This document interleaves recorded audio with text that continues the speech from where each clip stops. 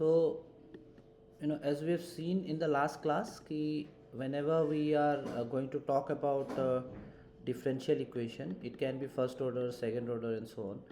And as the order keeps on increasing, the complication to solve it becomes more and more difficult.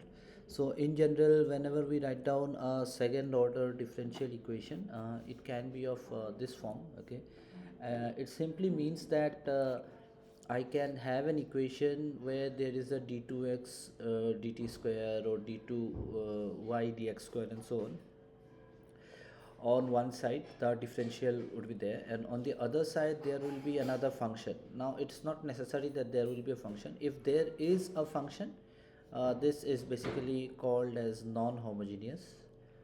তার মানে এদিকে you have to have some kind of parameters involved, but if this part becomes 0 then it is actually homogeneous. So in general what happens is, if an equation is homogeneous, it's more easy to solve because there is some 0 involved there, right?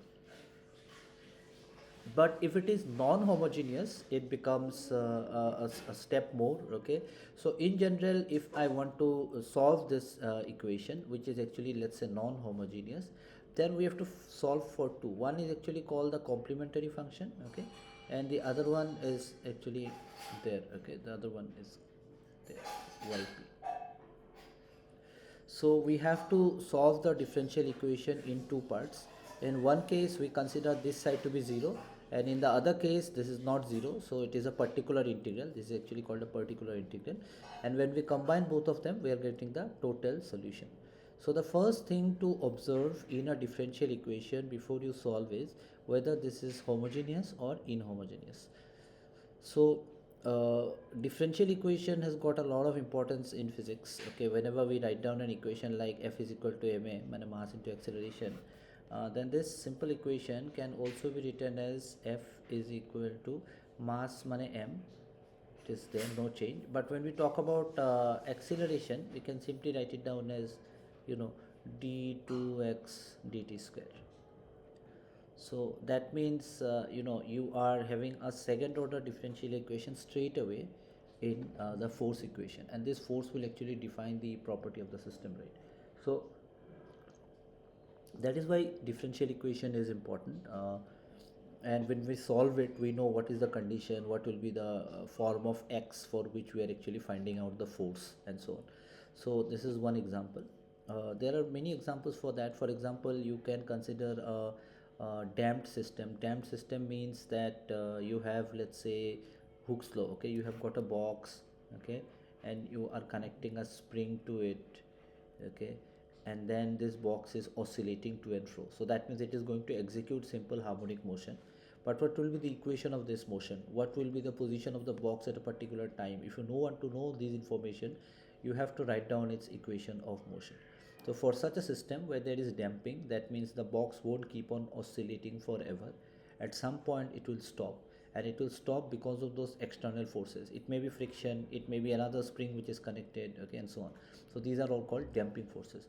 So if you write down an equation for such a system, this equation will become something like this. So you see, this is again a non-homogeneous equation which is dependent on time. Okay, so this is actually a function of time. So it all depends from system to system. If someone says that, okay, we have a pendulum which keeps on oscillating forever and it never stops, that means there is no damping force acting on it, although not practical, but theoretically on paper we can think about these kind of things as well. If we talk about the Kepler's law, the law of orbits and all, okay, there also we do have the differential equation involved. In class 12 there is one more topic of LCR circuit, okay, and in LCR circuit also, if we write down the equation of that circuit, that is also actually in the form of a differential equation, which will actually give you the energy of the system and so on. So these are their applications. So in quantum mechanics, which we also have in our syllabus, we write down the Schrodinger's equation, and the Schrodinger's equation is actually a second order differential equation. You can see, if you remember, this one we have derived, that this was actually the wave function, which is actually d2x dt square, okay, and this is a wave function, okay, d2 psi dx square, okay, this is the wave function, and so you can see it straight away second order differential equation. Now I need to solve this also because I might have many complicated problems like electrons trapped in a box. So if a electron trapped in a box, we write down the equation, we're going to get something like this, and we have to solve the wave function for it. You can find out the energy as well. So it is there here also. It's very important. Maths, yeah, of course, there are different kinds of functions or equations that we need to solve. A Bessel equation is also there in your syllabus, and this equation will look something like this. Okay, and you can see this is homogeneous because this side it is 0, and we can actually write down in this form. But then what will be the solution for this? So for this solution also, differential equation. Legendre polynomial is also a very important topic in mathematical physics. Okay, this also can be considered as a second order differential equation. Apart from that, it has got application in biology, economics, chemistry, and so on. Okay, statistics and all. Okay, even economics also, those models and all those are designed. uh, if you remember class 12, we find out maxima and minima. They are also we use differential equations, second order differential equation and first order differential equation. So these things are having a lot of application, and that's why solving them is important to understand, how exactly we are going to find out the result or interpret a physical problem. Okay, in order to interpret them, we have to solve this second order differential equation. So these all are theory for that. So one thing that I want to explain before we start with solution of the differential equation is actually the idea of singular point. Okay, so whenever I write down an equation, let's say I'm not going to write down anything complex, let me write down this 1 by x. Now I know that if x is equal to 0, this will become undefined. Okay, this equation will become undefined because 1 by 0 is not defined. So this x at x is equal to 0, we can actually consider it to be a singular point. So if I want to understand from a physical point of view, if someone tells me, okay, what is an ordinary point, then if there is a singular point, there is something which is also called ordinary point. That means at these particular points the machine will actually work perfectly. You can predict what is going to happen in the future, how the wear and tear is going to happen. So these are all nothing but ordinary points. But when we talk about singular points, that means the machine will break down at this particular point. That means after that you cannot predict what is going to happen, right? So in general, when we talk about tan theta, let's say trigonometric function, if we say 1090, it is infinity. So that means at that particular point it is going to break down. You cannot predict. So that means it is a kind of point which is not defined. Okay, so here also if I take 0, x value 0, so 1 by 0 it becomes undefined. So this is a singular point. So many a times in order to solve our equation, we have to first find out what is the singular point. So it is a very simple concept. Okay, we have to remember this, that's all. So if we write down, let's start with since we have to solve second order differential equation, we should start with first order differential equation. And the first order differential equation is of this form, where we're differentiating the function with respect to x for one time. So if you consider a point x naught or y naught, I hope you understand that whenever you write down a function, okay, whenever we actually write down a function fx is equal to y, okay, that means this y is actually a function of x. It can be of any form. It can be, let's say, 2 divided by x. It may be this function. Now whenever I say that if this function y is defined for all the points of x, then it is basically analytic. But there will be points where this y is not defined. For example, just now we said it is 0. Now if x is 0, this is not analytic because y it is becoming infinity. So we can basically say that this is not analytic at that particular point. Okay, so in simple words, we can say that that function will actually become undefined. So this is very important because many a times there are questions, numerical and problems, where they are using these technical words, but then you need to know what exactly it means. Okay, not analytic but not defined at that particular point. So someone tells me that this is my first order differential equation and asks me, tell me at what point this function is not analytic. So if I know, I can see this, that this denominator should not be 0. So if I just equate this with 0, that means x is to 1. So that means if x is 1, this becomes undefined. So I can say it will be not analytic at that particular point. So that is how you try to understand these things. Okay, So this x is equal to 1 is the singular point. Here it was x is equal to 0. Here x is equal to 1 is the singular point, because at x is equal to 1 it is not defined. So it is the singular point of this differential equation. So this is how it works. Okay, this is how you understand which function is analytic, which function is not analytic, for what points it is analytic, not analytic, which are the singular points. So these are some typical technical things that we should know before we start solving, the second order differential equation. These singular points can also be, classified, and it becomes, very important when we talk about this power series solution. Power series means, you have a system. Let's say we consider sin x. Now you can expand sin x in terms of x.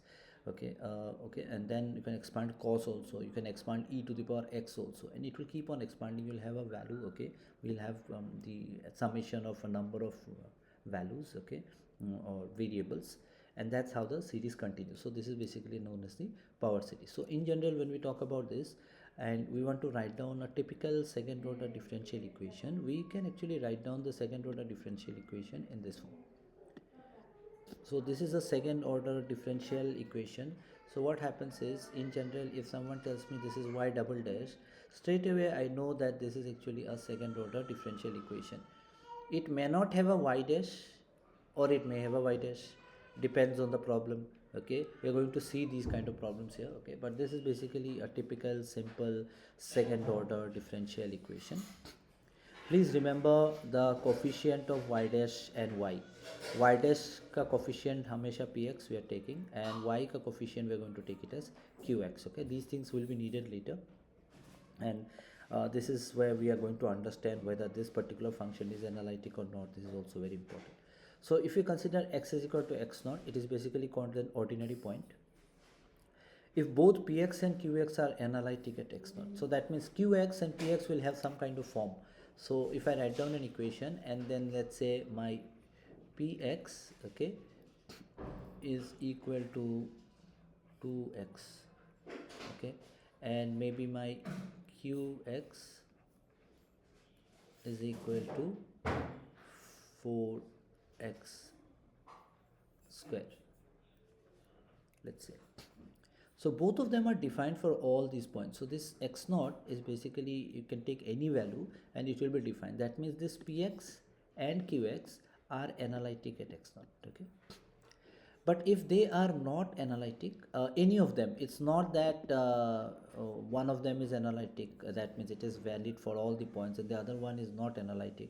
So that means if any of them is not analytic, then we basically call this x naught as singular point. For example, I can say px is 2x and qx, or maybe I can write down this px as, let's take two more values. Let's say px is x minus 1.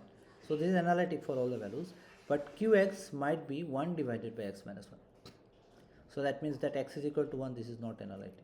So if that happens, that means that x is equal to 1, we basically call it as the singular point.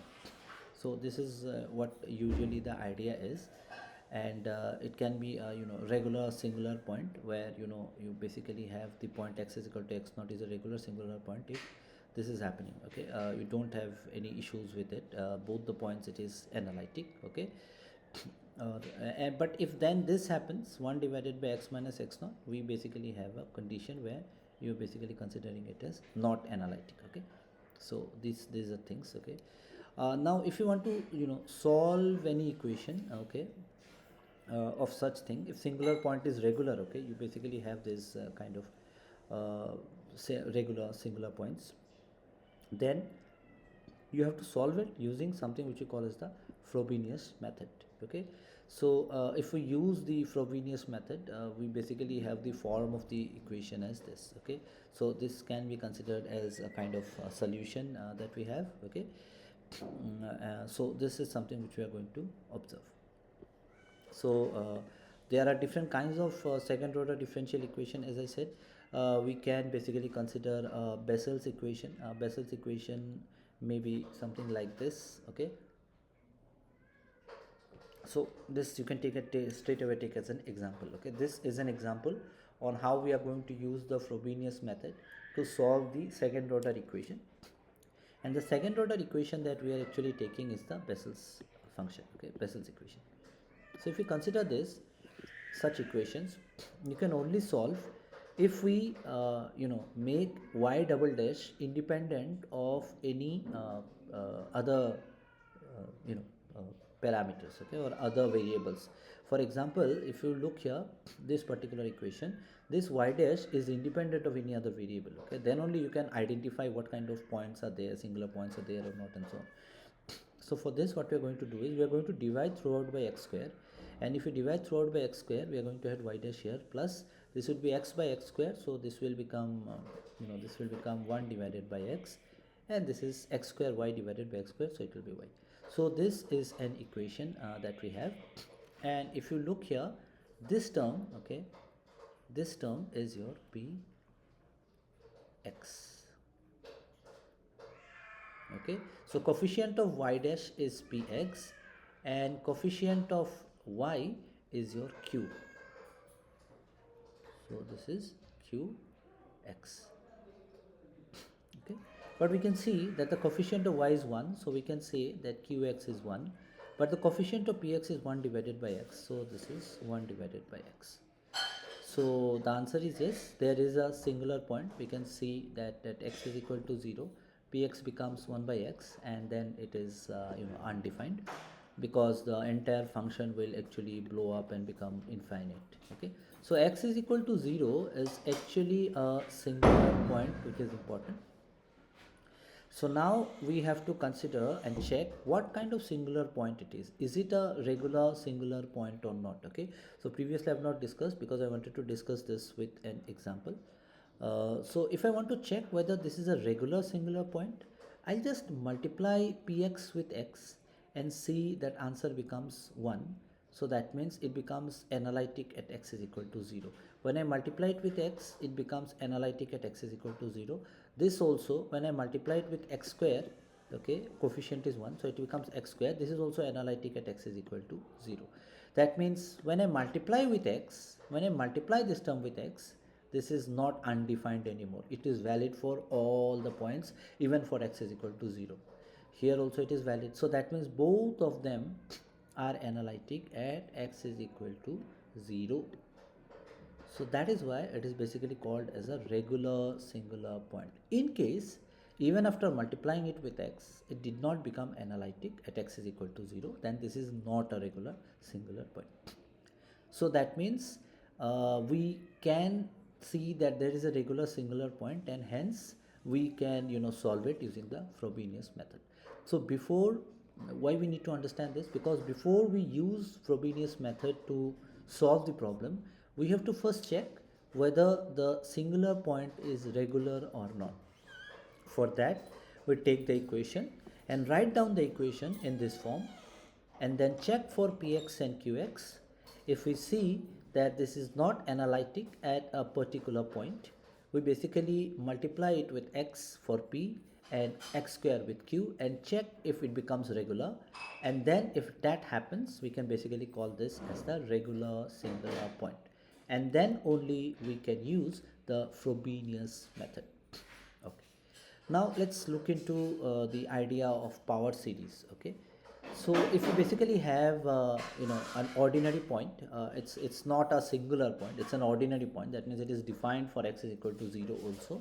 We can write down a series like this. Okay, this is a series because you write down this function as a n x to the power n, and this n goes from 0 to infinity, and you keep on changing the value of n and x, and you can write down and then expand this in this series. So this is basically what is happening in this.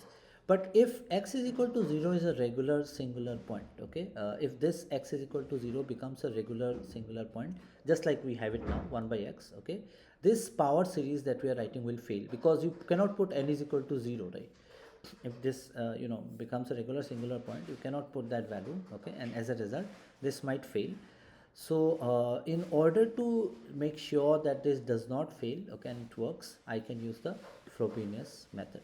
So in simple words, you can understand that these kind of equations, if I want to solve where there are regular singular points, I'll use Frobenius method. तो पहले तो check करना है कि Frobenius method लगा सकते हैं कि नहीं लगा सकते. अगर लगा सकते हैं, then only you can try to do this. Okay. So if we actually try to use the Frobenius power series, the equation would be looking something like this. So you have to just remember this. Okay, it was the same a n x to the power n, but there is a x to the power r multiplied in front, x to the power r multiplied in front. Okay, so this way we can actually get this series. Okay, so we can try to solve different kinds of equation using the Frobenius method, and we can I've taken just this example to understand how we are going to use the Frobenius method. So here we basically have a distinct root, so you can see that this side it is 0. So if it was a non-zero term, it would have become a bit complicated, but it's not, so it is 0. So what we do is we make this y double dash rid of any coefficient, so we'll divide it by 2x square, divide this by 2x square, and divide this by 2x square. So when we divide the first term by 2x square, it becomes y double dash. Second term 2x square se divide karenge to it will be x by 2x square, so it will be 1 by 2x which will remain, and the third term would be 1 plus x divided by 2x square into y. So here we can see that this is okay. So this is my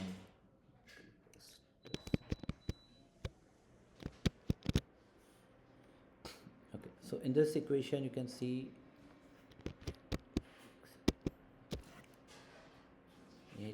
so this is my px. Okay, so if we compare, this would be my px.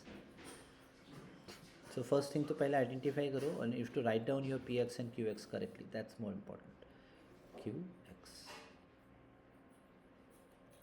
So once we have our px and qx, we can check if the singular point is regular or not. Okay, पहले तो identify करना है singular point को. This one is easy, right? You put x is equal to 0, it becomes undefined. So x is equal to 0 is the singular point. This you put x square, it becomes undefined, it becomes a singular point. Then what you do, you multiply this with x. So you multiply this with x and 1 divided by 1 minus 1 by 2x. X gets cancelled, I got just minus half.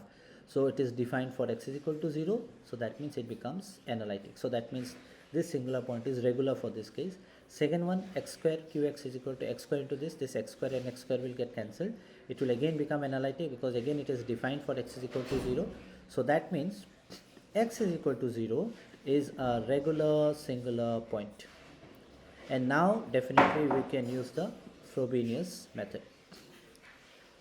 So we have to use the Frobenius method. For that we have to use the Frobenius series solution. So as I said, this is the series solution. So this one you have to remember so that you can use this solution. Okay. So this is the series solution, Frobenius series solution. Now this is the solution. What does it mean? It simply means that if I have this equation and if I know the form of y is this, so form of y is this, that means here we are going to put this y. But then we need to y double dash and y double dash also, y double dash and y double dash also. So we are going to find out y double dash, we are going to find out y dash, and we are going to put it here and solve it. So let's do it. Let's find out y dash, first order differential.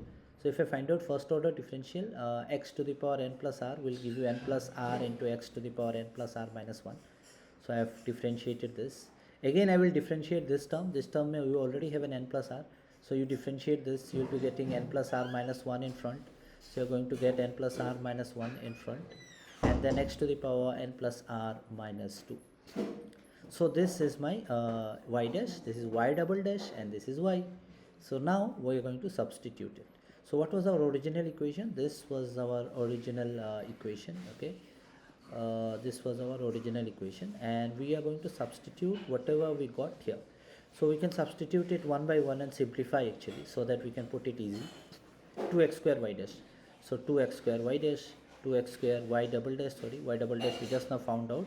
And when we simplify, we're going to get this. So this is I'm not going to do. I think you can check it. It's very simple. Okay, if you just look into the bases, equate the power and so on. So देखो यहाँ पे x square है और यहाँ पे भी x base है. So that means if you multiply this, it will be n plus r minus 2 plus 2. So minus 2 plus 2 will get cancelled. I'll be getting x to the power n plus r, and I'll have this equation. So this is that. Then next term was minus x y dash. So I'll take minus x and with y dash. So this is the equation. Again you get this term. So a n x to the power n plus r is coming out common. You can observe this. And then the third term was 1 plus x into y. So I'll take y plus xy, put it here, and then you are going to get this expression. Okay. So this is there. Now what we are going to do is we are going to substitute everything. Okay, please check this. Y was a to the power n plus r. We have got an additional x here, so it will be plus 1. Okay, so we have this.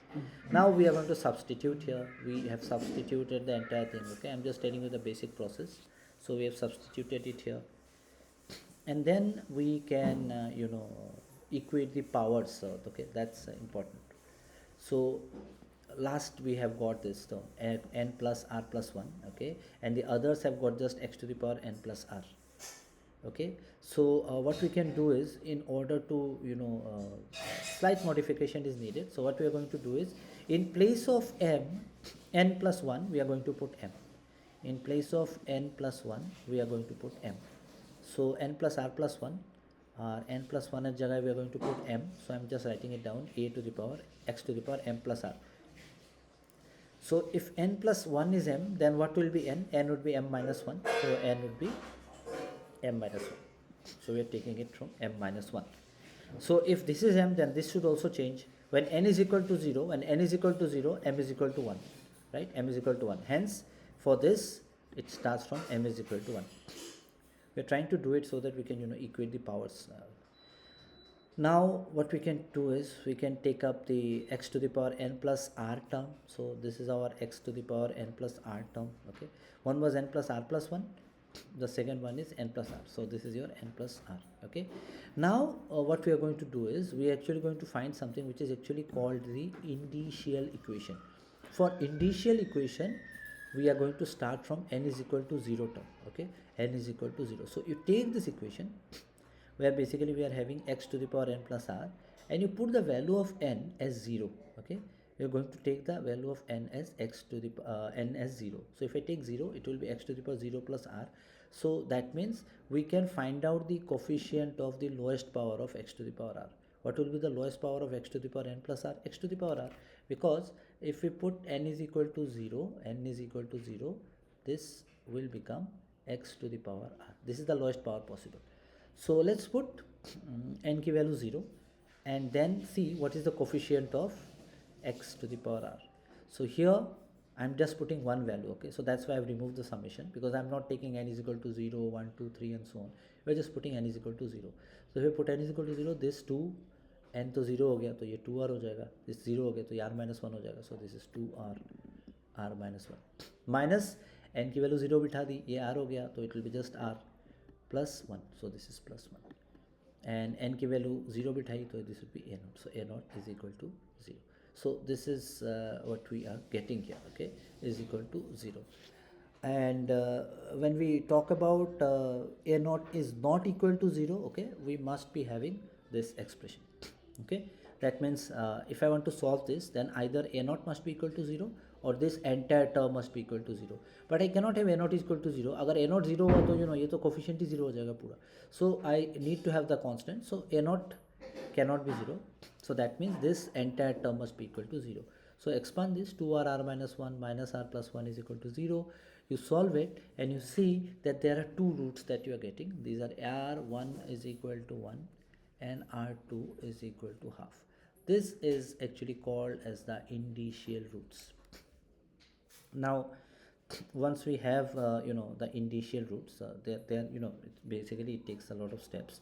We basically have to find out the recurrence relation from the general nth term. So just now we have said that n is equal to 0. That was our term that we have considered. Now we have to find out for the general nth term. So that means I will just take coefficient of x to the power n plus r. Okay, this must be equal to 0 again. So this will give us the recurrence relation. So if we take this, in place of n we have got n plus r, in place of r we have got n plus r.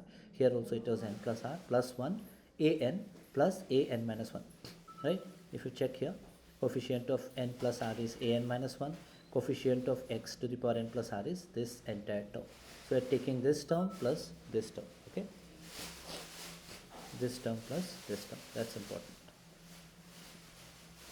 So we have taken this summation, and we are going to simplify this coefficient of a to the power n.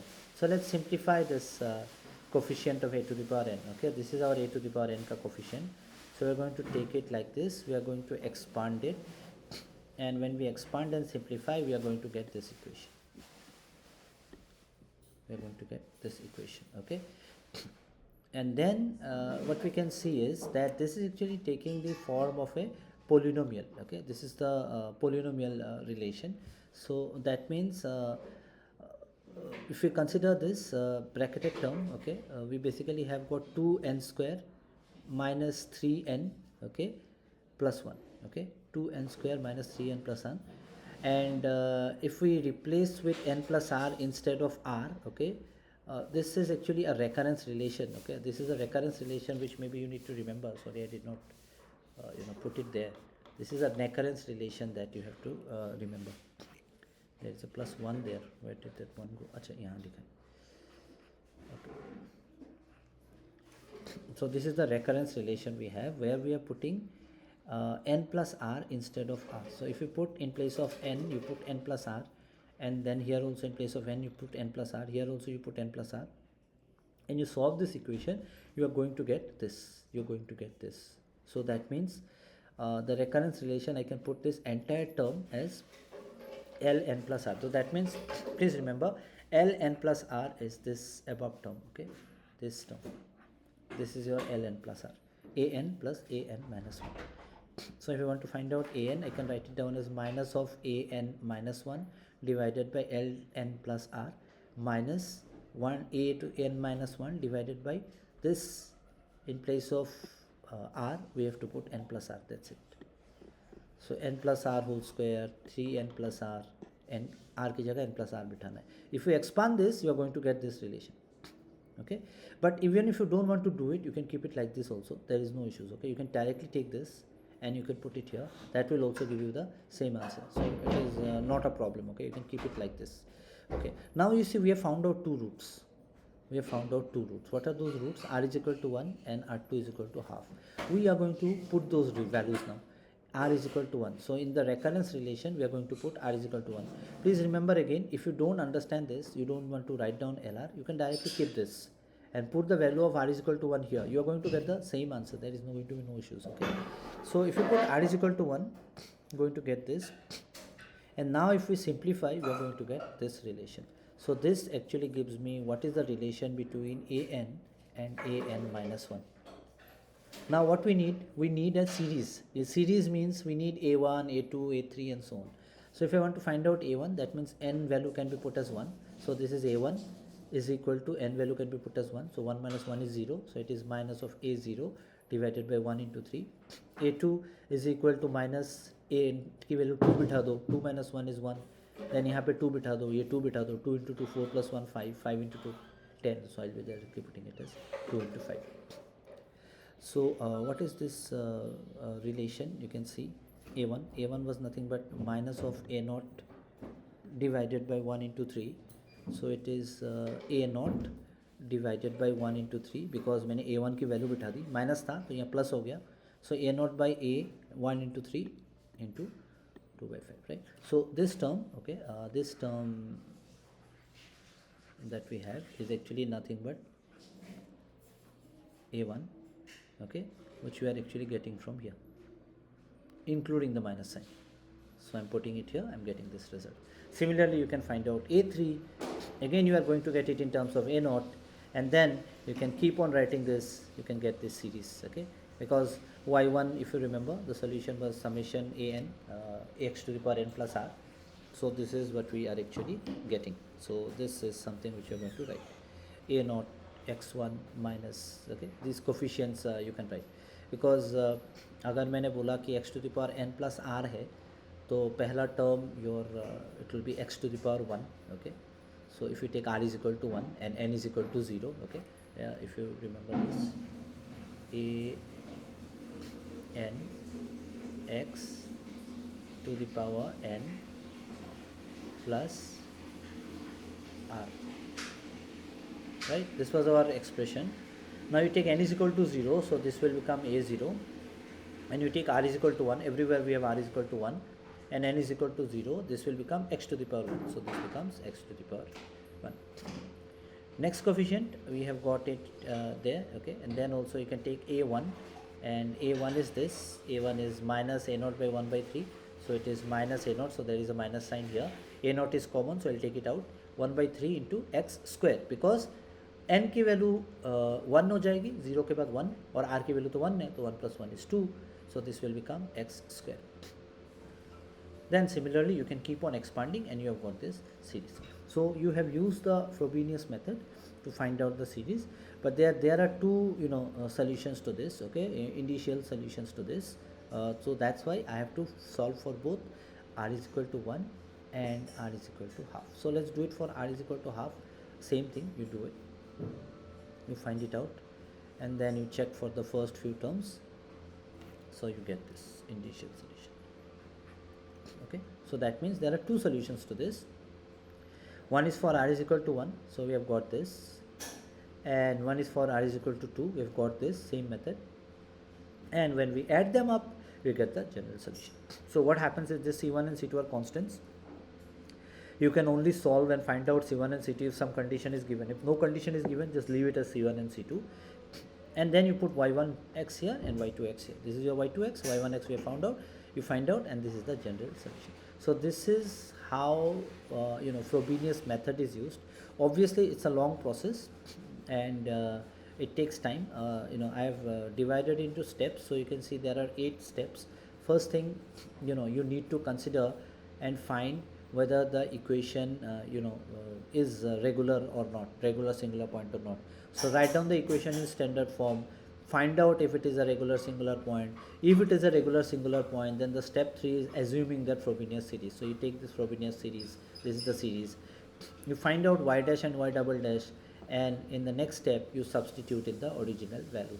Now you simplify this equation and you take the power of x. So power of x here, it is n plus r and n plus r plus 1. So this one you can take, or you can just consider n plus r. When you take n plus r, you take all the coefficients of n plus r and put for n is equal to 0 term. So when you put n is equal to 0 term, you get the term as x to the power r, okay, and then you equate this here and you find out, okay. So once we're done, we know that the solution will be there, that will be the initial root. In the next step you have to find out this. When we put r is equal to 1, so we can take it for the general solution n plus r. When we do it for the general solution, we put it here and then find out this, and then we can just write down in the original equation, find out an in terms of an minus 1. When we take it, we put the value of r is equal to 1, then we are going to have the recurrence solution. This is the relation, and then we get the terms a1, a2, a3 and all. You take it for the second initial root as well, and then again find out a1, a2, a3. You are getting two solutions, y1 and y2, add them up, and then you are going to get the series. So this is a very, very long method, and this is how your Frobenius series is actually solved, okay. There are different ways of doing it, okay, but I have just listed some of the points, okay. You have to just consider this, you remember this, and apart from that everything else it will work out, okay. It's not very difficult. Okay. So this is something which we have already discussed, regular and irregular singular points. So this is your Frobenius method. You can take different examples and try to solve it. That's important.